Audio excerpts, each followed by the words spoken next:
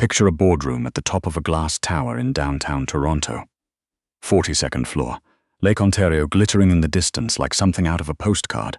12 of the most expensive tax lawyers in the country seated around a table that probably cost more than a year of Serena's rent. They had one job: find the clause buried in a 70-page acquisition agreement that was going to cost their client everything. They had been at it for 6 hours. They had found nothing. The man at the head of the table, Vincent Caruso, was not yelling. Men like Vincent Caruso did not yell.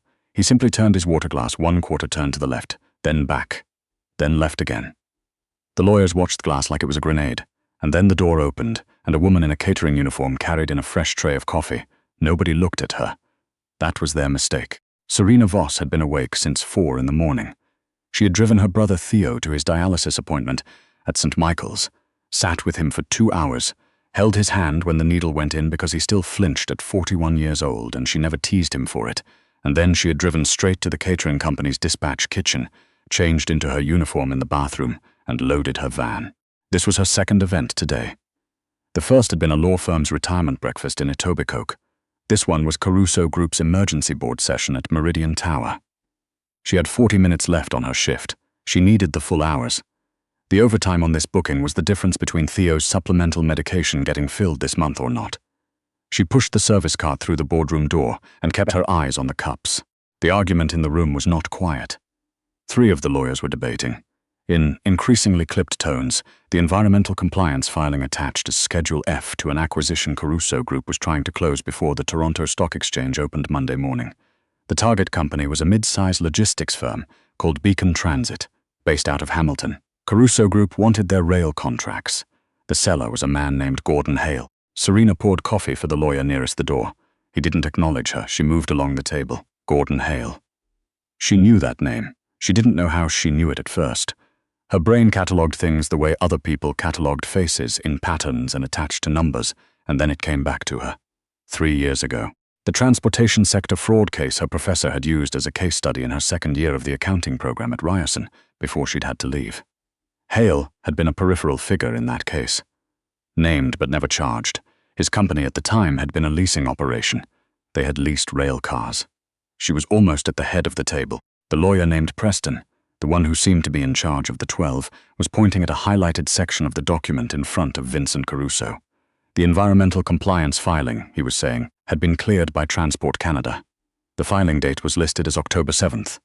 The asset transfer was clean. The rail contracts were the cleanest part of the whole deal, actually. Hale had maintained them perfectly. Serena reached past Preston's shoulder and poured the coffee. Her eyes landed on the document. She saw the filing reference number on Schedule F TCENV 2024-0107 BHX. She kept pouring. TCENV, she knew that prefix. Her father had worked for Transport Canada for 22 years before Gordon Hale's original company had destroyed him.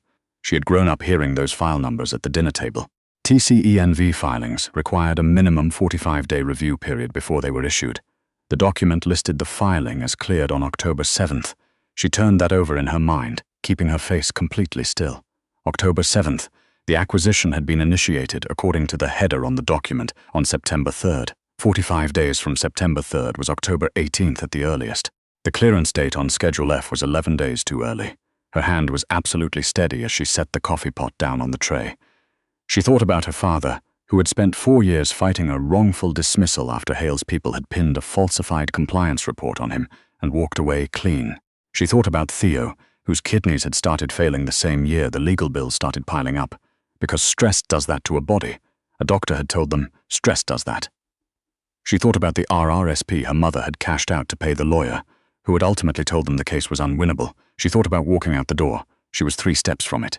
The filing is invalid, Serena said. The room stopped. It did not slow down. It did not pause. It stopped the way a film stops when the power cuts out, mid-frame. Vincent Caruso turned his head.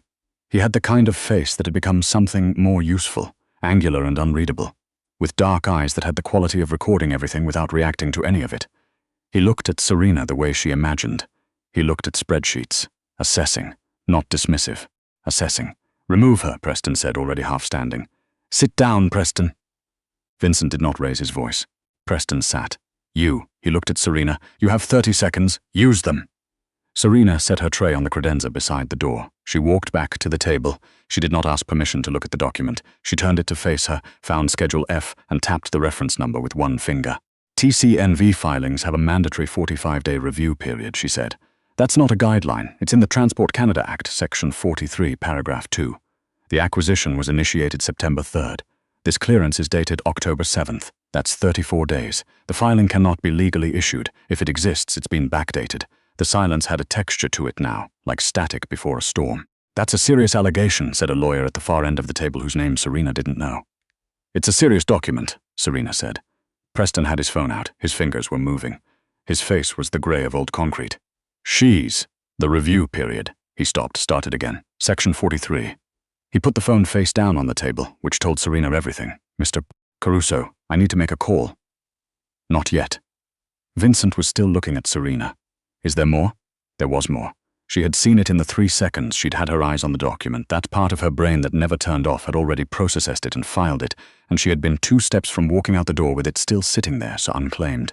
The rail car certification numbers on Schedule D, she said. 4 of them have the same last 3 digits as cars that were recalled in 2019 for brake assembly failure.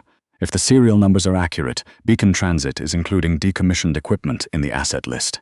If the serial numbers have been altered, that's fraud on the asset valuation. Nobody moved. Who are you? Serena Voss. I'm your caterer. Something shifted in his expression. Not softness. She would not have called it softness. It was more like recalibration. Preston, he said, without looking away from her, pull the Schedule D serial numbers and cross-reference with the 2019 Transport Canada recall registry. Do it now. Preston was already moving. Vincent stood up. He was taller than she had registered when she'd been pouring his coffee, and he moved with the unhurried certainty of a man who had never once in his adult life needed to rush because the room always waited for him. He picked up the pen from the table, a heavy thing, gunmetal grey, the kind people received as gifts for closing deals, and he set it down again at the far edge of the document, out of reach. We're in recess, he said to the room. He looked at Serena. Come with me. The hallway outside the boardroom was all glass and recessed lighting, and the particular silence of a floor that cost too much per square foot to permit noise. Vincent stopped by the window below them. The city moved. Serena stood beside him and looked out at it because she didn't know where else to look, and she was still running the numbers in her head, still checking her logic, still finding it solid. The recall registry, she said. It's public. Your team should have cross-referenced it in due diligence. Vincent agreed. He said it without inflection, which she suspected was more damning than anger would have been. The TCNV period is also public knowledge, also something they should have caught. He turned to look at her. You said Voss, Serena Voss, Robert Voss's daughter. She went very still. Your father filed a whistleblower complaint against Hale Leasing in 2019, Vincent said. It was dismissed on procedural grounds. I know, because I was approached to invest in Hale's restructured company 18 months later, and I had my team pull everything. I passed. He paused. I should have looked harder at why. Serena's throat was tight. He lost his job over that complaint. I know, he spent 4 years trying to get it back. I know that too. He died last spring. She said it plainly, because it was a plain fact, and if she tried to say it any other way, she would not be able to say it at all. 61 years old. My brother's kidney started failing the same year as the case. I dropped out of Ryerson to cover costs. I've been catering for 3 years. Vincent was quiet for a moment. You were studying accounting, forensic accounting. Yes. He looked at her for a long moment. It was not the look she was used to from men in rooms like this, which was the look of someone calculating her usefulness. It was something else. Recognition, maybe. The kind that has some weight behind it. The people in that room, he said, gesturing back toward the boardroom door, have billed me a combined $400,000 on this transaction, and the woman pouring their coffee just saved me from signing a document that would have transferred title on decommissioned equipment and an illegal environmental clearance. I would have been liable the moment my signature hit that page. I know, Serena said. I want to offer you a job. I have a job, a different one. He reached into the interior pocket of his jacket and produced a card. Plain, heavy stock, just his name and a number. My internal audit function is managed by a firm I've used for 11 years. I want a second opinion on everything they've touched in the last 18 months. I want someone who doesn't owe me anything and doesn't want anything from me. Those are hard to find. Serena looked at the card. She thought about the catering van in the parkade. She thought about Theo's medication. She thought about the forensic accounting textbooks still in boxes under her bed, because she hadn't been able to look at them after she'd had to leave. "I'd need to know the salary before I agree to anything," she said. "Of course, and I want access to everything, not filtered through your general counsel.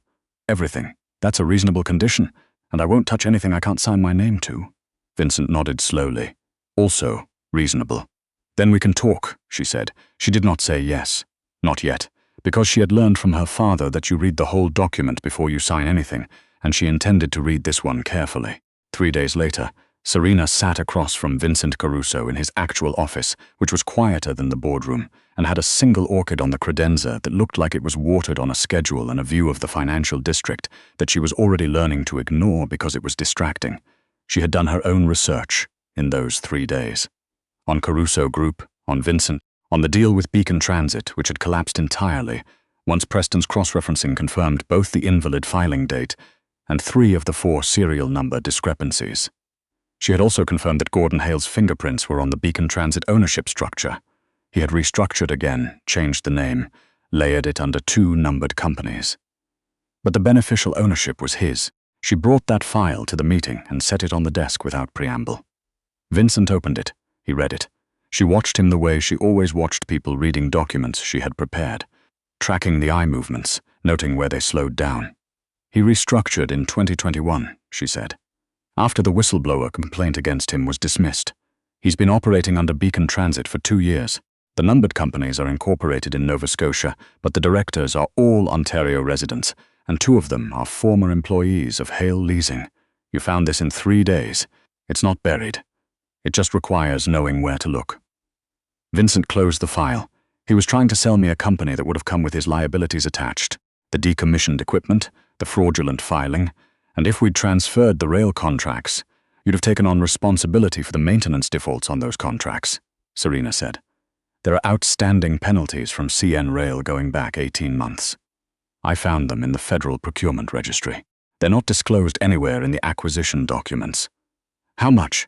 $7,400,000, approximately, plus compounding. Vincent sat back in his chair. He did not look surprised. He looked the way people looked when something they had suspected, but hoped wasn't true, turned out to be exactly as bad as the worst version of their suspicion. He was going to hand me a $7 million liability and call it a rail contract acquisition. "He did it to my father with a falsified report," Serena said. "He makes the paperwork look right. That's his particular skill. Then we need someone who can make the paperwork look wrong." He looked at her. To him, specifically. Serena understood what he was suggesting. "You want to go after him. I want to recover what he cost the people he defrauded, including your father's estate." He said it without theatrical weight, just as a fact. "The statute of limitations on the civil claim hasn't run. With the right documentation, we could reopen the wrongful dismissal case on behalf of your father's estate and file a civil fraud claim against Hale simultaneously. But I need the paper trail." Serena looked at the orchid on the credenza for a moment. She thought about her father's handwriting on the complaint he had filed in 2019. The careful lettering, the way he had highlighted every section reference in yellow because he had wanted it to be right, had wanted it to be unassailable, and it hadn't mattered. "I've been building that paper trail for 3 years, she said. "I started the day he was dismissed. I just didn't have the resources to do anything with it." Vincent Caruso looked at her across the desk with something that was almost, in that particular light, respect. "What do you need?" he said. The next 6 weeks were the hardest and most precise work of Serena's life. Vincent gave her an office 2 floors below his, and a direct line to his IT security team, and access to every document the firm had ever received from, or about Gordon Hale's companies. She worked 12-hour days. She skipped lunch routinely and ate dinner at her desk from the same Thai place 2 blocks north because she had learned their online ordering system, and it was efficient. She found the thread in week 2. Hale had a logistics manager named Paul Drummond who had been with him since the original Hale leasing operation. Drummond's name appeared on the falsified maintenance reports from 2019. It also appeared, in a different capacity, as a director of the first numbered company under Beacon Transit, and it appeared on a set of vendor invoices Serena found in the Transport Canada Federal Procurement Database. Invoices for maintenance work on equipment that the 2019 Recall Registry listed as decommissioned. Drummond had been certifying maintenance on equipment that no longer legally existed. She brought it to Vincent on a Tuesday evening when the office was quiet and the cleaning crew had already come and gone. She spread the documents across the conference table in his office and walked him through it without notes, because she had been living inside this paper trail for long enough that she no longer needed them. Vincent listened without interrupting. That was one of the things she had noticed about him over 6 weeks of daily contact. He was a precise listener. He did not anticipate the end of your sentence. He let you finish it. When she was done, he said, Drummond is the link. He's the one who processed the false certifications. He's also the one who signed the director paperwork for the numbered company, which means he has personal liability. He's not insulated the way Hale is. He'll flip for the right offer, Serena said. He's not loyal to Hale. The invoices I found show Drummond was being paid below market rate, and the overtime claims he submitted were denied for the last 2 years. He's been carrying the risk and not getting the upside. If someone explains his personal exposure to him clearly. He'll want a way out, Vincent finished. He'll want a deal. I'll have my counsel contact him, with your documentation as leverage. He looked at her across the table. This is extraordinary work, Serena. She'd been called competent before. She'd been called useful. She'd been called thorough, which she had always felt was a word people used when they meant competent, but wanted it to sound less cold. She had not in a very long time been told that what she had done was extraordinary, and the word landed somewhere in her chest with more weight than she expected. It's what he deserved, she said. She meant Hale. She also, in a quieter way, meant her father. Drummond agreed to cooperate inside of 48 hours. He had a corporate lawyer on retainer. Vincent's counsel had called it immediately, and the lawyer had taken one look at the personal liability exposure and advised his client to talk. Drummond provided 3 years of internal records, including emails between Hale and the Beacon Transit Management team that outlined, in explicit terms, the strategy for preparing the fraudulent acquisition package. There was one email, dated 14 months ago, that referenced a previous deal that had gone sideways due to an employee complaint. The employee was not named. But the timeline matched her father's dismissal exactly. Serena read that email at 11:30 on a Wednesday night, alone in her office with the city dark outside the window, and she sat with it for a long time before she filed it. The civil fraud claim against Gordon Hale was filed on a Friday morning in November. Vincent's legal team had worked with a firm specializing in corporate fraud recovery. Serena had prepared the evidentiary package herself. 240 pages, indexed, cross-referenced, every claim supported by a primary document. The wrongful dismissal claim on behalf of her father's estate was filed the same day. She did not attend the filing. She was in the office when it happened, running a separate audit Vincent had asked her to conduct on the firm's Ontario real estate holdings because the work did not stop and she had found that she did not want it to. But Vincent texted her when it was done. Filed. Both of them. Your father's name is on the record. She read it 3 times in the elevator on the way down to get coffee, and she did not cry, which she considered an achievement. The professional distance between Serena and Vincent had always been precise and mutually maintained. They were people who communicated in documents and findings and follow-up questions. They ate working lunches across from each other in the boardroom on the 32nd floor and argued about risk assessments with the focused energy of people who found argument clarifying rather than uncomfortable. She respected his precision. She suspected he respected hers. It was a Saturday in late November when things shifted. She had come in to finish the real estate audit because the Monday deadline was real and she had 3 properties left to reconcile. Vincent was also in, which she had learned was not unusual for him on weekends. He appeared in her office doorway at around 4 in the afternoon with 2 mugs of coffee, which he set on the edge of her desk without asking, because they had both stopped asking each other before doing small things some weeks ago, without either of them acknowledging it. "How far out are you?" he asked, sitting in the chair across from her. 2 properties.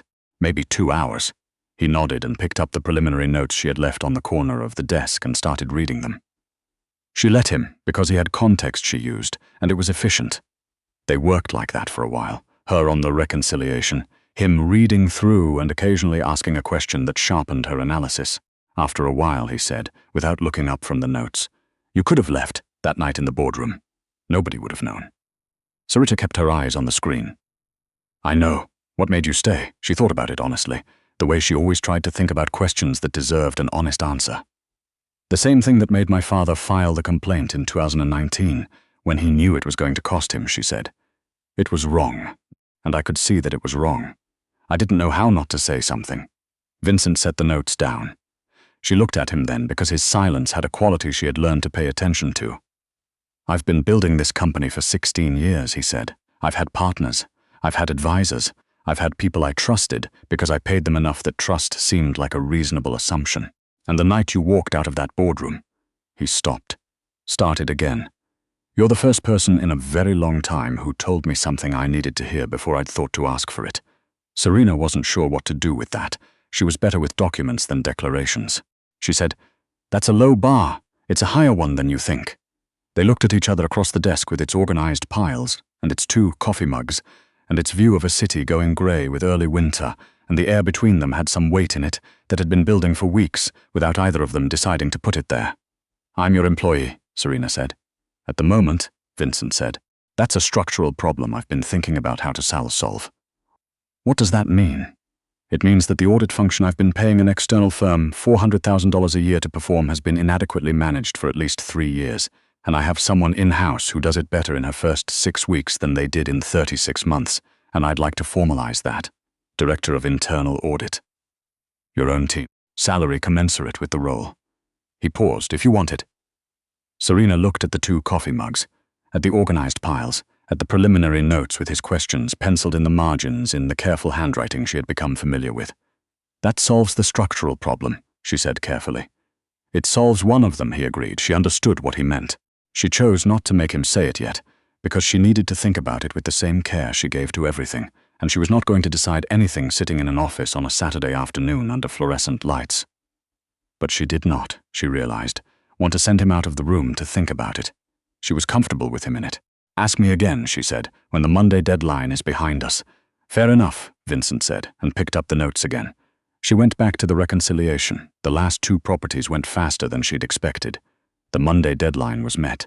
The real estate audit was clean except for 2 underperforming holdings in Mississauga that Serena flagged for review, which Vincent agreed with immediately, and which the real estate team thanked her for in a way that suggested they had known about them for 2 years and had not wanted to be the ones to say so. On Wednesday, Gordon Hale's lawyers made a preliminary offer to settle the civil fraud claim.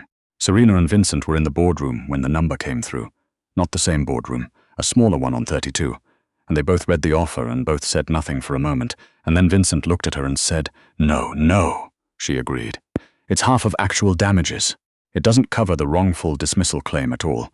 Count with full damages plus cost of recovery and 3 years of statutory interest. And legal fees, obviously." She drafted the counterproposal in 40 minutes and sent it to the litigation team. Hale's lawyers called back within 2 hours.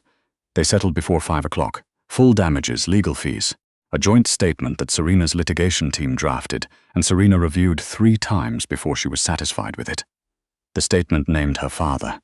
It said, plainly and without qualifier, that Robert Voss's 2019 whistleblower complaint had been substantiated by subsequent investigation and that his dismissal had been wrongful and without merit. Serena read that sentence standing at the printer on the 32nd floor, waiting for the documents to come out, alone in the way you are alone in an office space that has other people in it, but none of them nearby. She did not cry there either. She folded the page in half and put it in her jacket pocket. She cried in the car on the way to the dialysis clinic in the parkade level of St. Michael's Hospital before she went in to sit with Theo. She let herself have 3 minutes of it, which she felt was reasonable. Then she fixed her face and went upstairs and sat beside her brother and told him what had happened, and he held her hand the whole time the way she had held his, and neither of them said much, because there wasn't much to say. Their father had been right. It had just taken the right room and the right moment, and someone willing to look at the right document. 2 weeks later, Vincent took her to dinner. A real one, not a working lunch, at a restaurant in the distillery district with exposed brick and warm lighting, and a menu that took itself seriously but not solemnly, which she appreciated. He had asked her 3 days earlier, in her office, with the same directness he applied to everything, whether she would like to have dinner with him, not in the context of work. She had said yes with the same directness because she had had 2 weeks to think about it, and the answer had not changed. They talked for 3 hours. Not about the company, about everything else. She told him about Ryerson, about the forensic accounting professor who had told her she had the best pattern recognition she had seen in 20 years of teaching, and how that had felt like a gift and a burden at the same time. He told her about building the company from a 2-person operation in a Scarborough industrial park, about the particular loneliness of making decisions that nobody around you fully understands. They talked about Theo, who was on a transplant wait list and had started coming off dialysis for longer intervals, which the nephrologist had said was a good sign. They talked about Vincent's grandmother, who had come to Canada from Calabria with $40 and a pot she refused to leave behind, which Serena found illuminating in ways she didn't articulate but filed away. At the end of the evening, standing outside in the December cold with the cobblestones icy and the lights of the distillery around them, he asked if she would like to do it again. Yes, she said. Obviously. He smiled, which she had seen him do precisely 4 times in their 6 weeks of working together, and which she had come to understand was not withheld from her but simply not performed for anyone. It was a real smile, the kind that changed the whole geometry of a face. "I'm going to propose something," he said. "You're always proposing something. I want to take you somewhere." He said it carefully, the way he said things he had thought about. "There's a property in Prince Edward County I've been considering. I'd like to go this weekend and I'd like your assessment, as an investor, not as an employee."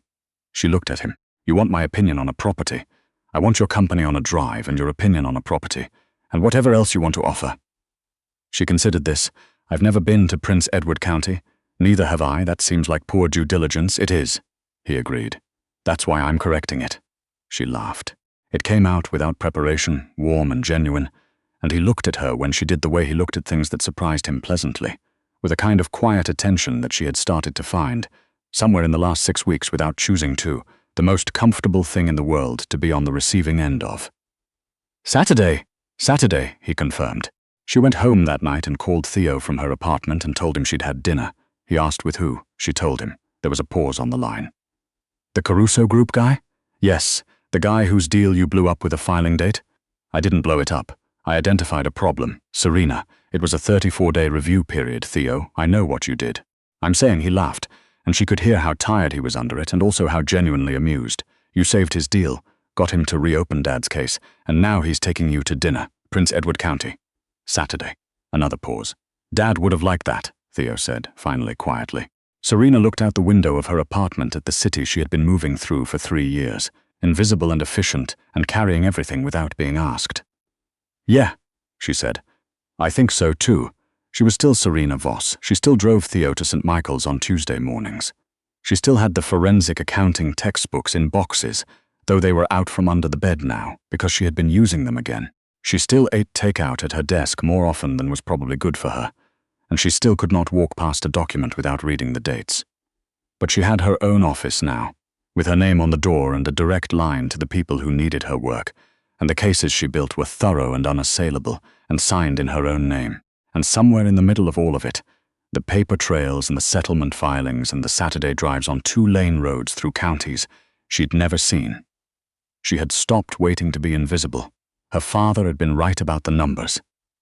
They never lied. You just had to be willing to look at them long enough to understand what they were saying. And when you saw the truth in them, you had to be willing to say so, even in a room full of people who expected you to refill their coffee and disappear.